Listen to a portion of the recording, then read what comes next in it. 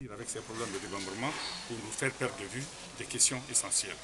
Nous avons donc constaté que ni le ministre de la Justice, ni le ministre de l'Administration du Territoire, ni la CENI ne veulent trancher cette question pourtant élémentaire. En désespoir de cause, nous avons donc décidé de saisir la justice, nous l'avons déjà fait, nous avons saisi les autorités judiciaires pour leur demander de trancher cette question et amener une fois pour toutes à régler de façon satisfaisante et conformément à la loi la question des démembrements de la CENI. La deuxième chose que nous avons examinée lors de cette réunion plénière, c'est la marche qui a été empêchée et dispersée des femmes de l'opposition. Nous avons considéré qu'il s'agit là d'un vrai déni de démocratie, mais aussi d'un déni de justice, puisque cette marche n'avait pas été interdite.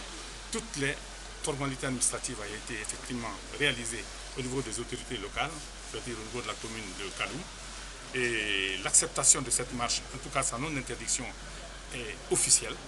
Donc nous n'avons pas compris qu'au dernier moment, les autorités de la sécurité, peut-être inspirées par les autorités politiques du pays, soient parties interdire cette marche et disperser les manifestants avec des actes de violence totalement inacceptables, surtout lorsqu'on sait qu'ils concernent des femmes.